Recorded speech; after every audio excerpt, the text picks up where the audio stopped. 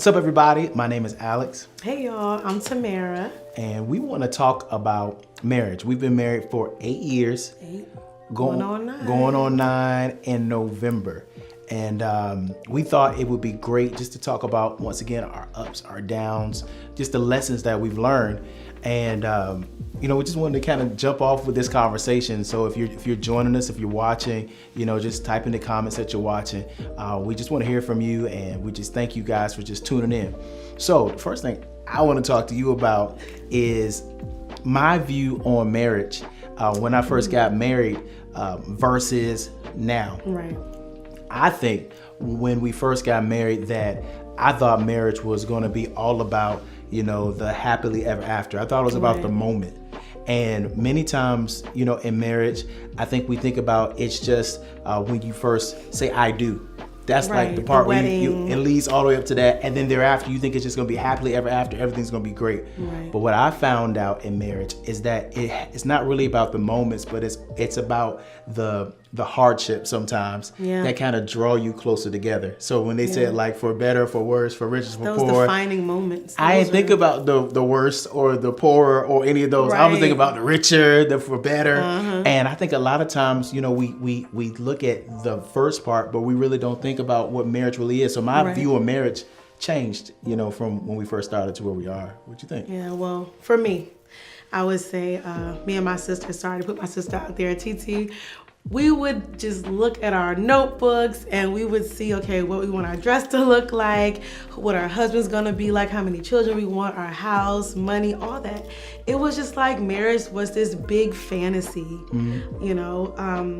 I never once thought about like hardships or having to stretch myself or compromise or, any of the challenges that we face or we have faced during marriage. I don't know why. Maybe I was naive. I don't know. We all were a little bit though. But it's like, I didn't get married till I was about 25, 24, 25. And I never once thought about the challenges. I thought, okay, I'm gonna have this cool husband and we're gonna be a power couple and we're gonna do some awesome things. I just knew we were gonna be in ministry, we're gonna have some kids, and I just wanted to serve my husband. I wanted to cook, I wanted to clean the house.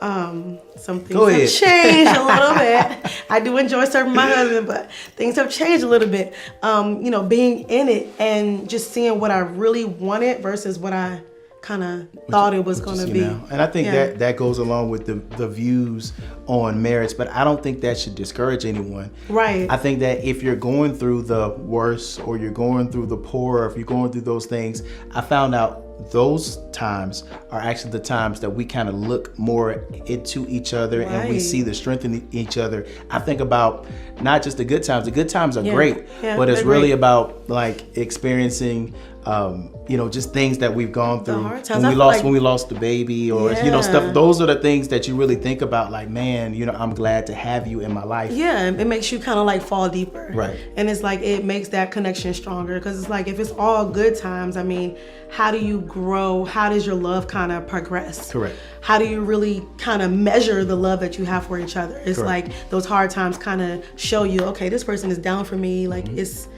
it just makes it stronger. It makes it better. I think that's even in like our relationship with God. It's the same way. People think when you first get saved, it's always, it's great. It's like, sunshine. You on fire. Yes, God. And then once you start to go through things, it's always how you go through it that really shows you your relationship with God. And I think our relationship with God definitely mirrors our relationship with each other. Definitely. So it's our posture of how we go through situations. Do those situations make or do they break, us in My dad those always things? says this. He always says marriage will bring out the best or the worst in you. And that is really, really true. I mean, it kind of like shows your character.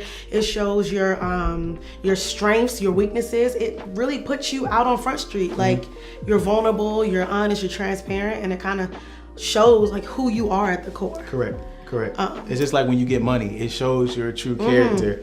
It's the same thing in marriage once you really get to that place, because what happens is if you're feeling some type of way, when you go through something, it's like that's when the truth come out. I ain't like you no way. Exactly. You're ugly, you're bald head, just like those are the things that start to come out when you really go through those things, and it's like it's squeezing what's really inside of you. Right. So I think hardships when you go through them, and the other side of happiness is the thing that really squeezes. So you really have to deposit things in your relationship so that when you do go through certain situations, what's coming out of you is still the love that you share for one another. Even though it doesn't feel good, you still have to treat each other right, even in those situations. And so, and I think this might sound kind of funny, but even with the hard times, I encourage people to kind of like lean into them. And I know that sounds weird, but what I mean by that is kind of embrace the hard seasons. What can I learn from it? How can I be a better person? What can I better provide, like bring to the table? How can I better love my spouse? You know,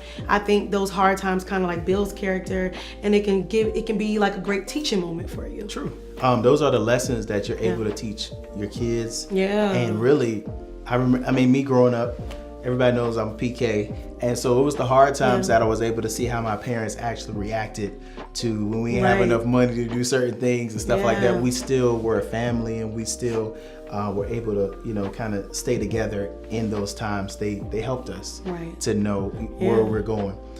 So with that of saying, you know, how do we see marriage? One thing I'm learning also is that when you're going through things, you have to, in marriage, grow together instead of growing apart.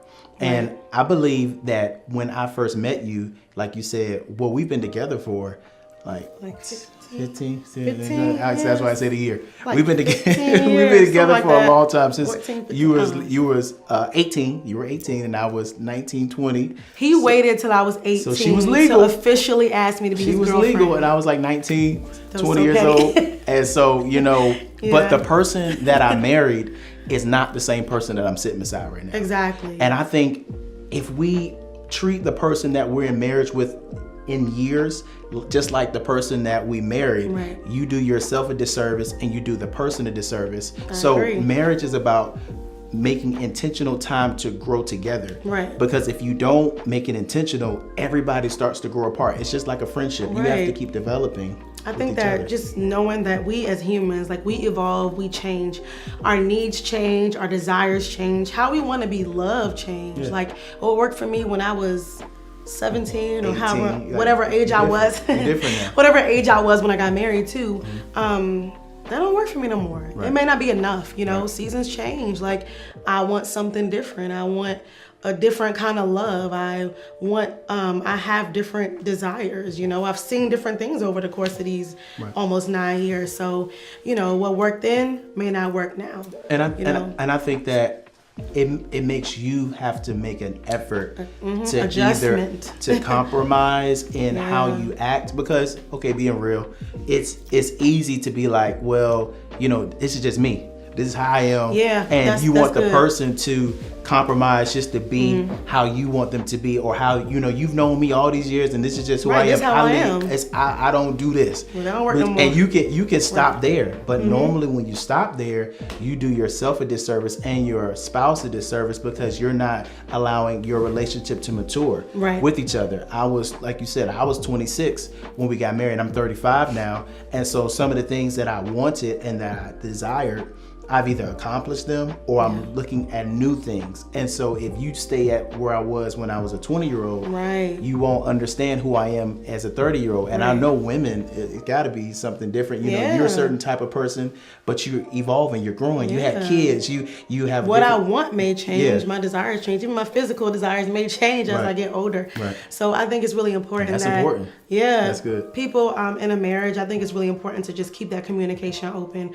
We have been in marriage counseling, which please go to marriage counseling. It is not something that you do just when things are sour or when you're having challenges. It's literally preventative maintenance. You want to have that time to just be able to express yourself and have that good mediator to make sure you're doing things like they need to be, you know, done in a marriage. So what would you suggest to a couple or to a married couple who has been together for years? How do people grow together instead of growing apart? Like, how do you suggest people growing together instead of growing apart? I think that the main key is really communication. What I was saying from the counseling, our counselor taught us that weekly we should have something called a town hall. It's like that 1 hour time meeting every week. I'm smiling because we got to be consistent make sure we with do that. it consistently. But we sit down every week and we talk about, what we want to see from each other, how things are going. Just a really open and transparent conversation, just to make sure our marriage is going the way it's supposed to go and make sure we're individually good. Yeah, because if we're individually good, that also makes a great marriage because we're both good. And we're not leaning on each other to make each other like give us happiness, but you're making sure you're individually happy because that's what you bring to the marriage. So basically you're saying having conversations. Yeah, that communication is big and being transparent about what you need right now. That's good too. I mean, if you don't express it, then you can't assume. And I know, I'm not gonna say all women, I'll just say me. I can be pretty good at assuming that my husband knows what I need or want, or instead of asking him to help me clean up something, I'm just like, let me be loud with these dishes so he can I'll be like, come over and I'm help doing me. Something like, oh shoot, she cleaning, I gotta get up and stuff like that. But I think the more you grow in marriage and as the years go by, your communication has to level up. Definitely. Like you got to be 100% transparent about what you need and where you are. Yeah, communication, transparency. I think those are big keys in growing together, and definitely just continuing to know your partner and knowing your spouse, like learning them even more. It helps to continue to grow together. Right. Be intentional. I think that's really the word. That's a big key. Being intentional and pursuing more knowledge about your spouse. Right. And I think if you don't stop, if you continue to continue to learn each other, you're never gonna know everything. Right. And so at 8 years, you're definitely different from year one. Yeah. And I pray that we can continue to go forever. Right. And I think the way that we get there is to continue to learn one another and be okay with development and becoming different and morphing into who you are going to become, every time. There's different levels and all those things. So I learned a lot about you in these couple minutes. Yeah. Yeah. So how did you know that I was the one? Okay, so when we met, obviously we sung, we both were singers, we love music, we love God. So that was kind of like a given. It was little things that God kind of showed me. The Lord told you that? No, for real. God said. I'm not gonna go into that because y'all don't even know all that. But one time we got lost. And we were looking for this concert we were trying to go to. Right. His brother was supposed to come with us. My sister was supposed to come. Yep. It was supposed to be the four of us going to a concert. Junebug's concert. Junebug. Right in Suffolk, and it's actually, the church is down the street from where we live right now. Right. It's crazy because every time we go home now, and this was 15 years ago. Yeah. Every time we go home, we drive past the church that we made that decision. Like we got lost by every time. So we were just friends, like literally. I mean, we never really talked like that before we got lost that time. It ended up just being us. We were like, cool, we're just gonna go to the concert together. No biggie, I didn't think anything romantic or nothing. But we started talking and we were sharing like what we want to do with our lives, what excites us, our passions. He was so driven and just excited like he is he used to be on stage singing and everything. Just real excited, real hype.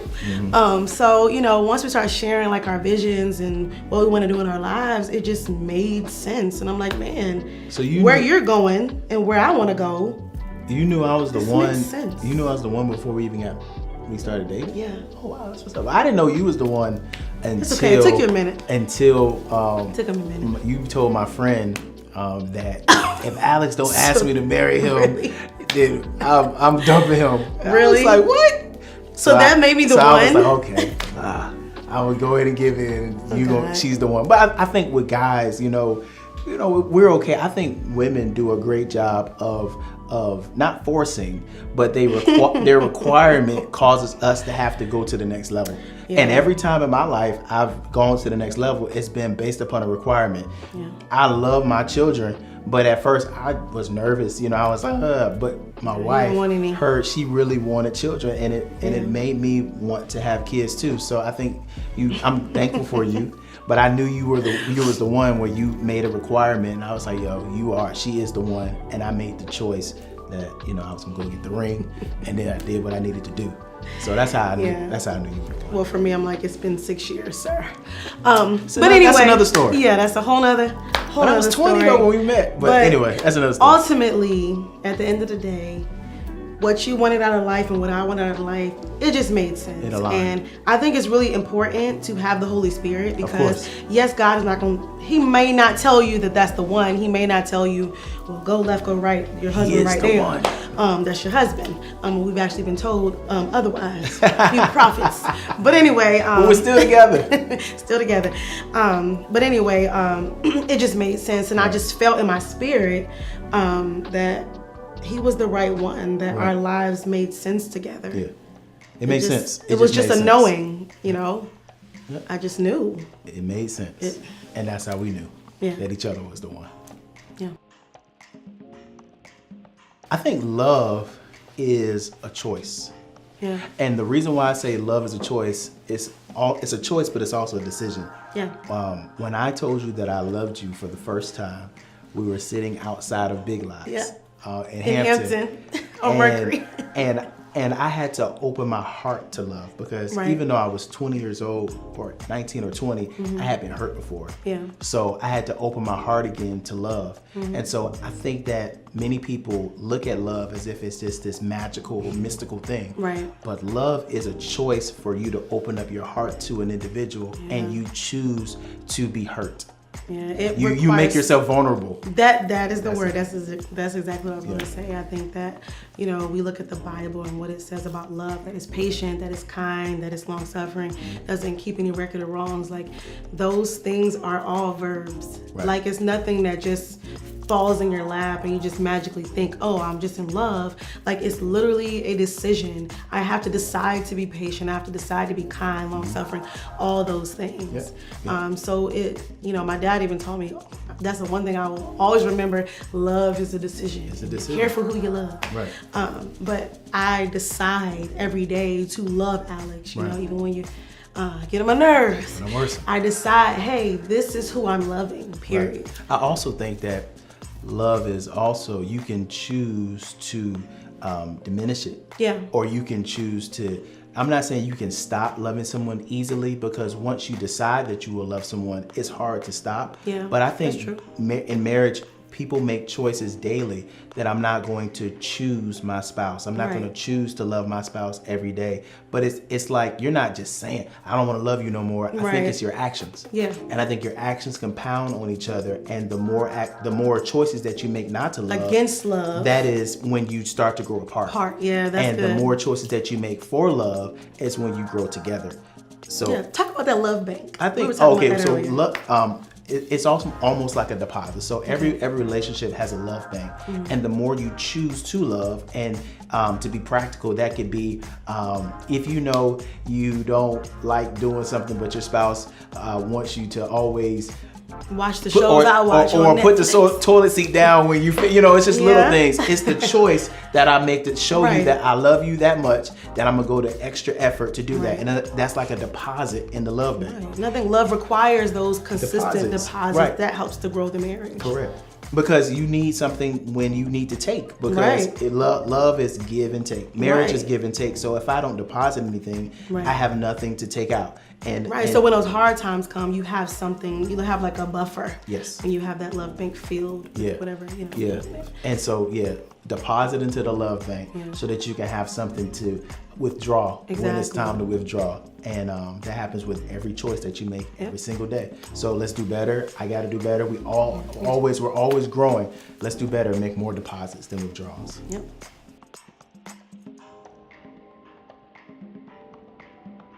So if you don't have a model for marriage, it's like, how do you model your marriage?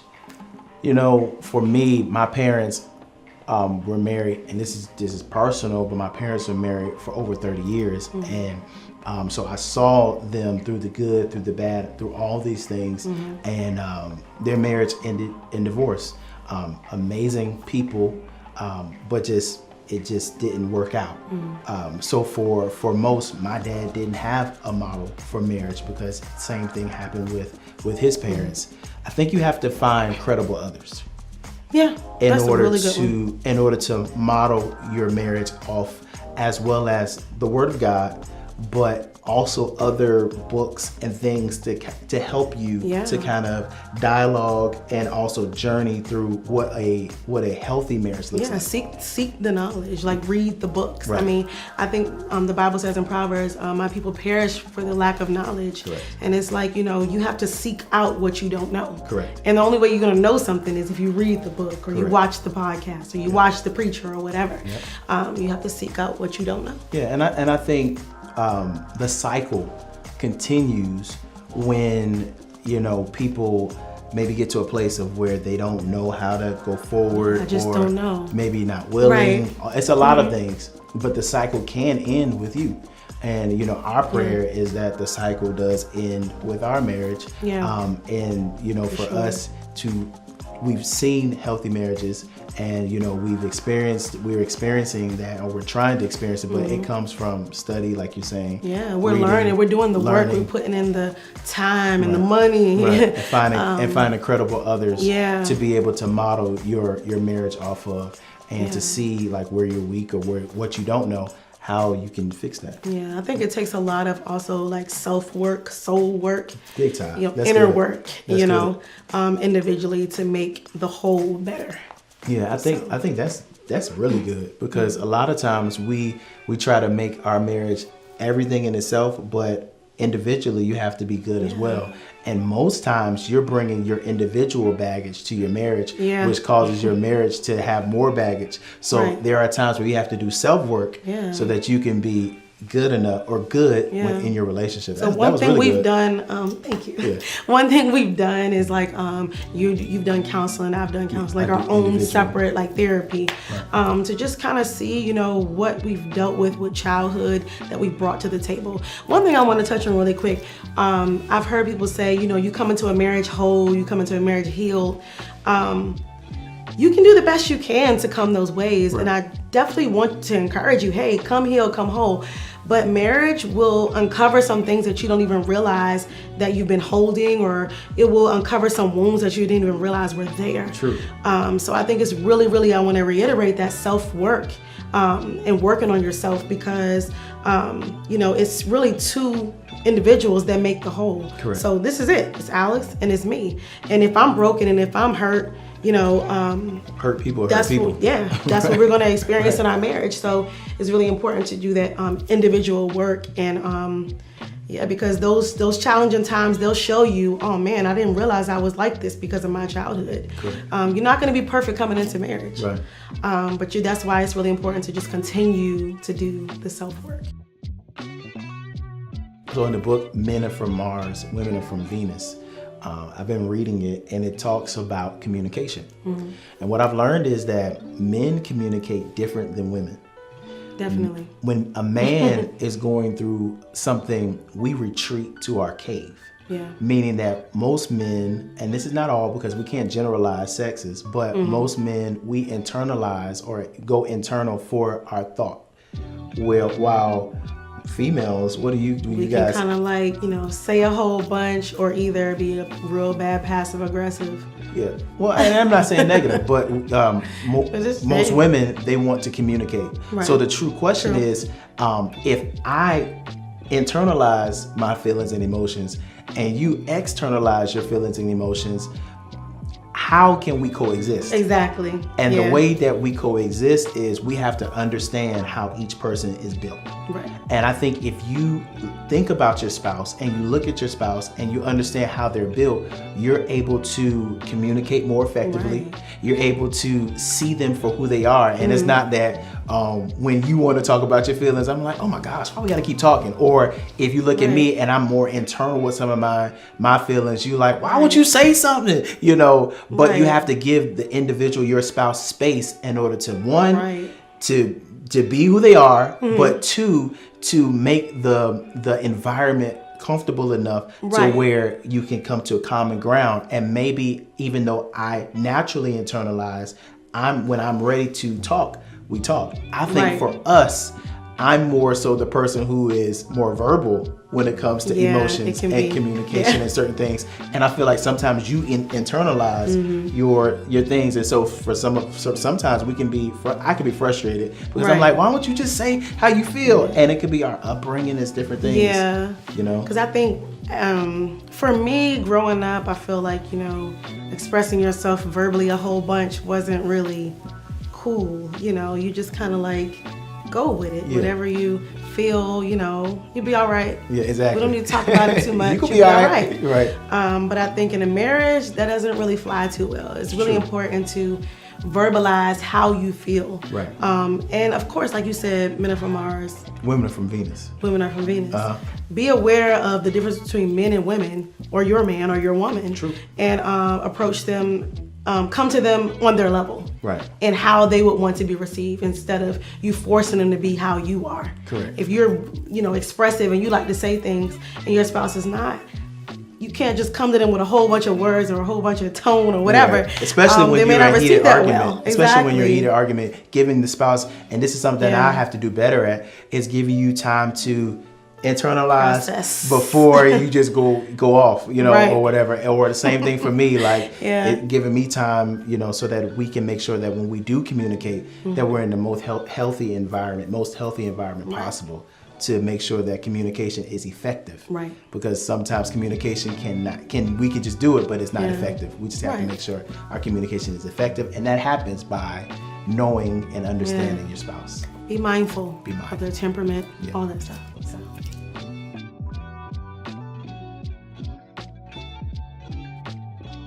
High capacity leaders, especially in marriage, often experience stress from family and things based upon what we do outside of the home. Right. How do we accomplish healthy marriage while still holding so many positions, Right. juggling leadership outside the home? I might be president or manager, or different things that I'm doing. How do we accomplish those things? And for me, I feel that high capacity leaders have to have balance. Okay.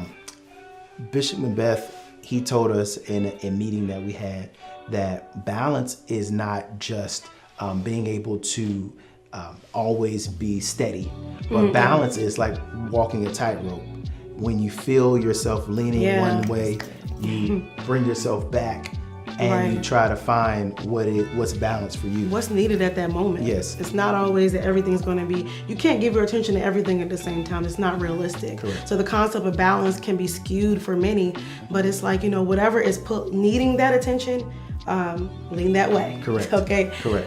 And those are the things that I think help. And so as we find ourselves going deeper into ministry, deeper into leadership, these are the things that we have to be very intentional with. Yeah, that's what I was gonna and say. if you are a high capacity leader, I'm sure you understand that you have to be intentional with finding balance in your marriage, in your family, Right. and all these things that really they help. Right. So don't wait till you go into marriage and say, oh, well, man, we need to start scheduling a date night. Right. Do the things, and set yourself up for success. So we want to make sure that we organize our time, that we share our calendar. That's Yeah. something that we're doing now because we're getting busy Yeah. and we're doing things, and Yeah. we got to make sure, that's all communication as well. Correct. But we're sharing our calendar so we know what's going on, when it's going on.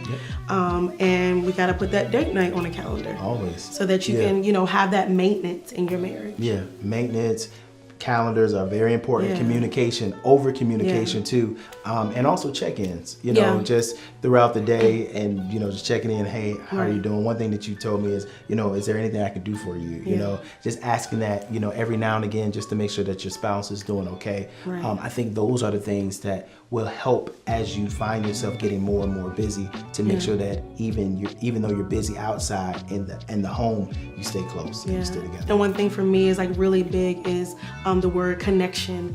And I think when you do those things, when you have the schedule and the intentionality and all those things, it maintains the connection. Correct. Because connection is not something that just stays. Like you have to work at it. You have to Always. like Stay spend the time connected. together and Yeah. do things to keep your marriage, keep you guys close and in sync. Mm-hmm. So.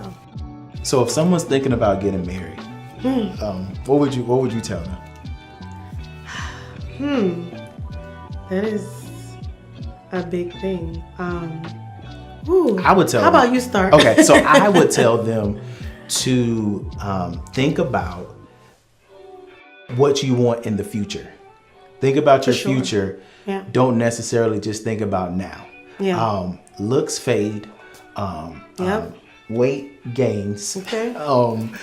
Things happen in life, and the person that you're saying that you want to marry, you have to be able to see yourself with them in the future, even if they don't represent or look exactly how they look. And it's not just about looks. Yeah. Or even in the worst of times, can you still be with them?